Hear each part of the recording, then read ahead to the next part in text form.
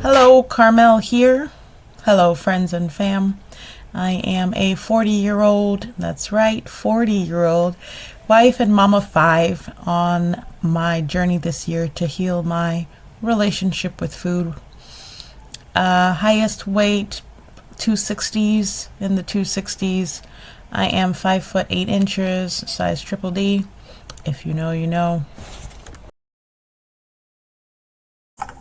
This is a weekly weigh-in channel where I talk about my progress towards freedom from food addiction through nutrition, fitness, accountability, and of course, most importantly, mindset.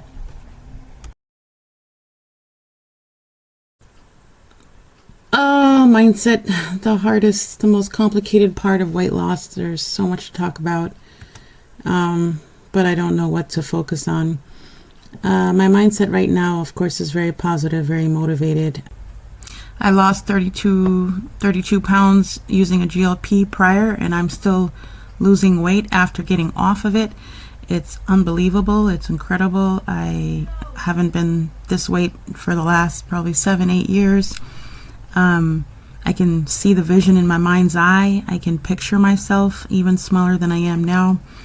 At the same time, of course, there's a cautious optimism. There's the thinking ahead of will it get harder, or what happens when I stall, and etc.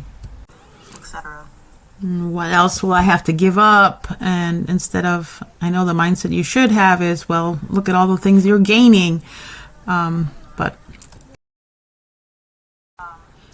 But yeah, I still think about, can you really lose weight without doing keto?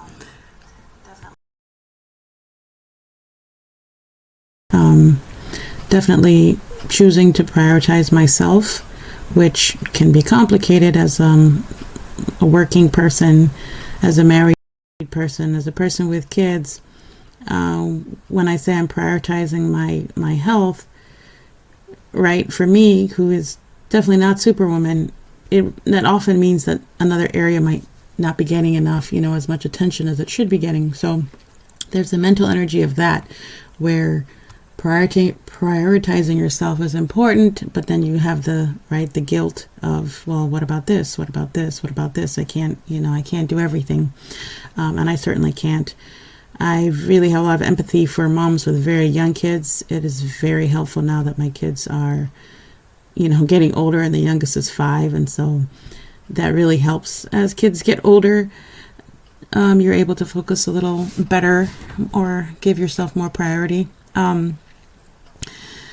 But yes, mindset, oh my goodness, too much to talk about. Yeah, weight loss is hard. The planning, you need to plan in order to lose weight. There definitely has to be planning involved, but I feel sometimes you can overdo it though with the planning. You can overthink everything. There's the balance between no restrictions, like you don't want to absolutely restrict yourself, but then you spend mental energy, a lot of energy sometimes, thinking about, okay, should I let myself truly enjoy this sweet treat this time, or will it not be worth it, or will it lead to something else? There's the balance between, I'm supposed to work out today, but my body seems to be telling me to rest. Obviously the mindset of, I'm going to eat this. Oh, this is a new one for me, where it's like I eat something and then I know, well, I'm going to work it out afterwards. That's a new, I haven't, the idea of like working out just to offset something you've eaten instead of just not eating the thing. Just a lot of mental energy. Obviously the hardest part of weight loss is the whole wanting to eat when you're not hungry, when it's not about hunger. So oftentimes when I'm feeling tired, right, that's a very hard part, and you're not able for some reason to go to sleep right away. There's the mindset, the mental energy spent on how long should I hold out before eating again. A lot of people do intuitive eating, like you want to get used to a little bit of discomfort, but how much discomfort is too much. Obviously some people think you should just have the exact same routine every day, right? Feed your body at the exact same times. Even repetitive meals are excellent for me, reduces decision fatigue. But at the same time, at the back of your mind, you know that routine, you can never have routine consistently forever, right? So like in 3 weeks, 2 of my jobs don't go through the summer. My kids will be home for the summer. So that's going to be a routine shift. There's going to be a food shift. There's going to be a mealtime switch. So it's that mental energy of like, yes, I want everything to be routine as much as possible. But then you know at the back of your mind that there is no such thing as, keeping a routine consistently forever because of life circumstances. I am one step closer.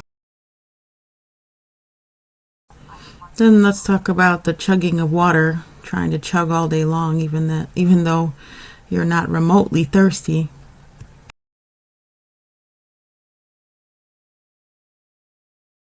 Obviously, emotional eating is a big deal. I love Phoebe Cartwright, Fat Loss Fundamentals on YouTube. She's awesome for motivation and help. She's a coach, but she talks a lot about emotional eating and preparing for the weekends, preparing for the tired emotions, preparing for other emotions.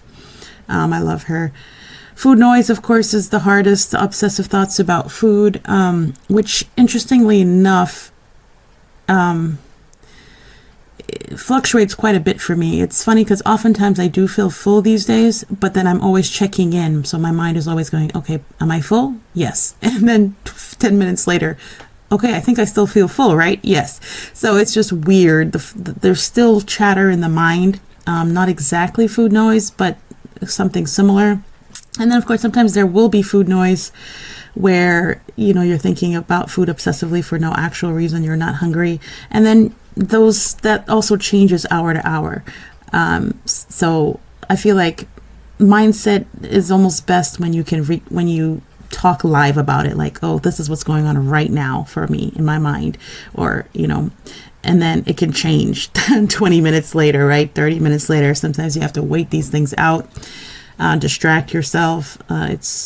It's a whole ordeal. There's the balance of weighing, of course, every day, like I do, where once in a while it will get you down mentally when you get a higher weight than you're expecting.